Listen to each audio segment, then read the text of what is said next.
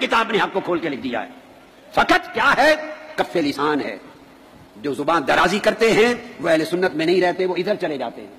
جو ان کی مرکبت کے جھنڈے اٹھاتے ہیں، نعرے لگاتے ہیں، وہ اہل سنت میں نہیں رہتے، وہ خارجیوں کی طرف چلے جاتے ہیں. جو ان کی مرکبت کے جھنڈے اٹھاتے ہیں، نعرے لگاتے ہیں، وہ اہل سنت میں نہیں رہتے، وہ خارجیوں کی طرف چلے جاتے ہیں. خارجی ہو جاؤ، یا رافضی بنو یا خارجی بنو، یہ بھی غلط وہ بھی غلط. اگر اہل سنت رہنا ہے تو حضرت امیر معاویہ رضی اللہ تعالیٰ عنہ کا منصب فقط یہ ہے کہ نسبت صحابیت کی وجہ سے کف لسان ہے. چپ، تان و تشریح نہیں کر سکتے، لان تان نہیں کر سکتے، نشانہ تنقید نہیں بنا سکتے، کافر اور فاسق نہیں کر سکتے. یہ ہر ایک نے منع کیا. یہ اہل سنت کا عقیدہ. اس سے بڑھیں گے اس طرف تو رافضی بنیں گے، ادھر بڑھیں گے تو خارجی بنیں گے. آپ چوز کر لیں کیا بنتے ہیں. 1300 سال کا اہل سنت والجماعت کا ذخیرہ علم متفقہ، جس پر اختلاف نہیں ہے. میں ذمہ داری سے کہہ رہا ہوں، کتابیں پڑھیں، کھنگالیں کتب کو، علم کے سمندر میں خود تسلی کریں، آپ کو پتا چلے 1200-1300 سال میں اصول دین اور اصول عقائد کے اور اصول فقہ کے کسی ایک عالم اور فقیہ اور امام نے ان کا دفاع نہیں کیا. یہ عقیدہ کہاں سے نکل آیا؟ لوگ زبان بند کراتے رہے 1300 سال تک ائمہ. اور آج یہ عقیدہ کہاں سے آیا کہ آپ ان کے جھنڈے اٹھا لیں اور ان کے نعرے لگائیں اور مسجد بجائے مسجد علی کھڑے کے ان کے نام پہ رکھے اور ان کی شانوں پر ترانے اور قصیدے گائیں اور ان کے جلسے کریں اور ان کے عرس منائیں اور یوم میلاد منائیں. خدا کے لیے مجھے بتا دو 1300 سال میں یہ عقیدہ میں نے اپنی زندگی میں نہیں دیکھا. وہ خطاب کر رہے ہیں پورا حضرت امیر معاویہ رضی اللہ تعالیٰ عنہ کی شان پر. ایسے لوگوں کو شرم آنی چاہیے اور ڈوب کے مر جانا چاہیے. یہ بغض رکھنے والے ہیں اہل بیت کے، یہ ہرگز سنی نہیں ہیں، یہ دشمنان اہل بیت ہیں.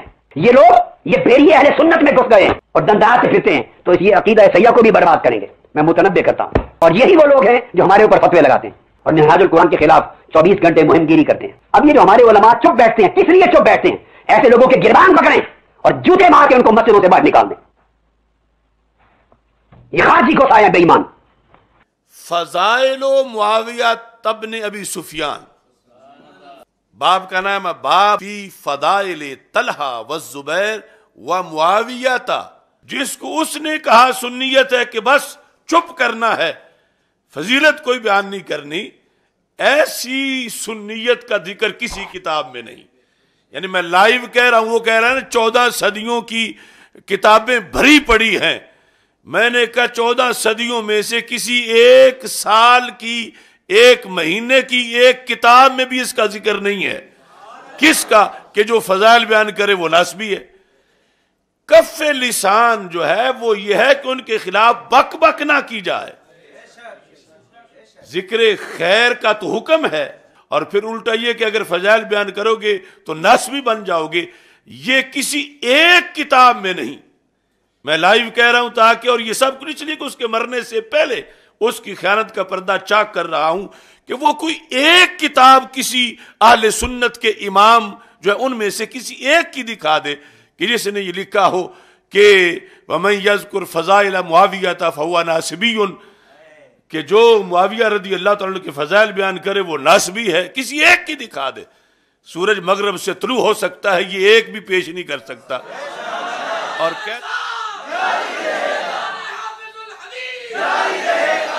جس پر حوالہ ایک بھی نہیں تو ڈٹائی سے کہتا ہے کہ ہزار علماء نے تشریح کی ہے.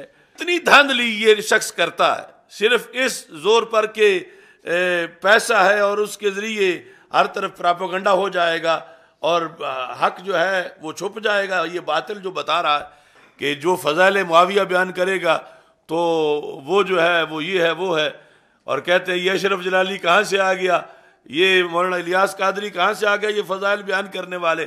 فضائل بیان کرنا تو یہ امت میں تھا ہی نہیں. یعنی امت کے اندر ایک ایک کتاب کے اندر کتاب اور 10 باب موجود ہے.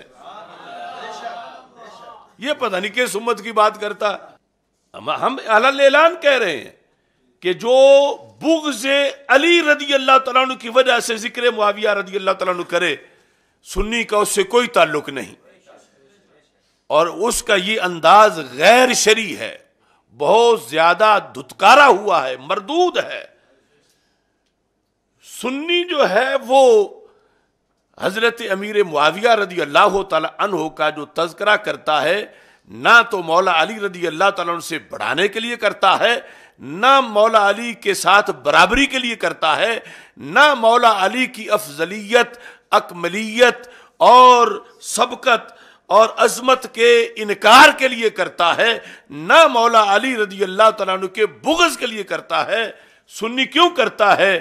سنی اس لیے کرتا ہے کہ اللہ نے جب ازل میں اپنے نبی علیہ السلام کے لیے صحابہ چنے تھے تو ان میں اس ہستی کا امیر معاویہ رضی اللہ تعالیٰ عنہ کا چناؤ بھی رب نے کیا تھا۔ تو جنہیں رب نے سرکار کے لیے چنا اور جنہیں سرکار نے پسند فرمایا، پھر کاتب الوحی بنایا، پھر اس میں مساہرت کا تعلق ہے، ان کی ہمشیرہ جو ہے سرکار دو عالم صلی اللہ علیہ وسلم کی زوجہ محترمہ ہیں، وہ خال المومنین ہیں، وہ کاتب وحی ہیں، وہ عظیم مسلم فاتح ہیں۔ تو اس بنیاد پر یعنی ان کا تذکرہ کیا جاتا ہے، مولا علی رضی اللہ تعالیٰ عنہ کے مقابلے کے لیے ہرگز تذکرہ نہیں کیا جاتا۔ اب یعنی ان کا ذکر روکنے کے لیے ناسبی ہونے کا تانا دیا جا رہا ہے کہ یہ فضائل معاویہ رضی اللہ تعالیٰ عنہ بیان کرو گے تو ناسبی بن جاؤ گے۔ اس نے کہا جو فضائل بیان کرے حضرت امیر معاویہ رضی اللہ تعالیٰ عنہ کے وہ ناسبی بن جاتا۔ یہ بات بالکل غلط ہے۔ فضائل ساری امت بیان کرتی آئی ہے، فضائل کی ابواب ہیں، فضائل پر کتابیں لکھی گئی ہیں۔ فضائل یعنی یہ نہیں کہ آج آ کر یہ شروع ہوئے، یہ ہر دور کے اندر ایسا رہا، اور پھر جہاں بھی ضرورت پڑی وہاں اس چیز کو بیان کیا گیا۔ پاکستان میں اور پاکستان سے باہر اہل سنت کے اندر ایک تشویش پائی جا رہی ہے کئی سالوں سے طاہر القادری کی اس تقریر کی بنیاد پر، اور پھر اس نے یہ دعویٰ کیا ہے، اس دعوے کے اندر جو اس گفتگو کے علاوہ اس تقریر میں ہے کہ اس نے یعنی چند نام رٹے ہوئے ہیں، جو بھی موضوع ہوتا ہے ان سب اکابر کے نام لے لیتا ہے کہ کون چیک کرے گا کہ انہوں نے یہ لکھا ہے یا نہیں لکھا۔ کستلانی نے لکھا، اسکلانی نے لکھا، بصیری نے لکھا، رومی نے لکھا، جامی نے لکھا، عینی نے لکھا۔ تو ہم یہ بھی دیکھیں گے کہ اس نے کتنے جھوٹ بولے ہیں اور کس قدر خیانت کی ہے، اور اس پر جو ہم بیان کر رہے ہیں اللہ کے فضل سے اس کو مرتے دم تک چیلنج بھی ہے کہ جو ہم نے غلطیاں نکالی ہیں وہ کہے کہ میں نے نہیں کی، اور اصل کتاب یہ ہے کہ ابھی میں محدثین کی کتابیں دکھاؤں گا جنہوں نے باب لکھے، باب و فضائل معاویہ رضی یا باب و مناقب معاویہ رضی اللہ تعالیٰ عنہ، تو اس کے مطابق تو پھر یہ ساری امت کو ناسبی ماننا پڑے گا۔ اس کے مینار پاکستان والے جلسے میں کتنے ناسبی آئے ہوئے تھے، یعنی پیٹنٹ اور پکے رجسٹرڈ ناسبی۔ تو مطلب یہ ہے کہ ان کے اپنے مفادات کا کلمہ انہوں نے پڑھا ہوا ہے، مفادات کا، کہ وہ پورے ہونے چاہیے۔ باقی ان شخصیات کا جو ہے وہ خواہ ان کو کوئی گالیاں نکالتا ہو، ان کو اگر شیخ الاسلام کہہ دے تو وہ پھر اہل حق ہے، اگرچہ وہ اکابرین امت کو صحابہ و اہل بیت رضی اللہ تعالیٰ عنہم کے بارے میں جو کچھ کہتا ہو انہیں وہ منظور ہے، صرف ان کی جو سوچ ہے اس پر انہیں آ کے اپریشیٹ کر رہا ہو۔ کف لسان جو ہے وہ یہ ہے کہ ان کے خلاف بک بک نہ کی جائے۔ ذکر خیر کا تو حکم ہے، ذکر خیر کا حکم ہے، اور کف لسان یعنی مشاجرات کے اندر جو ہے وہ یہاں تک اتنا کہہ دو کہ حضرت علی رضی اللہ تعالیٰ عنہ حق پر تھے، یعنی حق اجتہادی پر، اور حضرت امیر معاویہ رضی اللہ تعالیٰ عنہ خطا پر تھے۔ اب اس کے بعد کف لسان ہے کہ آگے کوئی اور لفظ نہ بولو، یعنی کہ تنقید اور تان کا اس کے لحاظ سے کف ہے، نہ یہ کہ ان کی فضیلت بھی بیان نہ کرو یا فضائل کا انکار کرو، اور پھر الٹا یہ کہ اگر فضائل بیان کرو گے تو ناسبی بن جاؤ گے۔ یہ کسی ایک کتاب میں نہیں جس پر حوالہ ایک بھی نہیں، تو ڈٹائی سے کہتا ہے کہ ہزارہا علماء نے تشریح کی ہے، اس چیز کی تو تشریح کی نہیں۔ اس پر میں چند حوالہ جات پیش کرنا چاہتا ہوں کہ کس کس نے فضائل بیان کیے۔ اب ویسے تو ہر صدی کے گنیں گے تو بہت لمبا مسئلہ بن جائے گا، تو ہم صرف جو ہے وہ ابواب پیش کرتے ہیں۔ یہ ہے سنن ترمذی، اب یہ ہر بندہ جانتا ہے سیاستہ میں اس کا کتنا اونچا مقام ہے. تو سنن ترمذی جو ہے اس کے اندر کتاب المناقب ہے. کتاب المناقب یہ جو بیروت کی چھپی ہے اس کی جلد نمبر 4 کتاب المناقب صفحہ نمبر 526.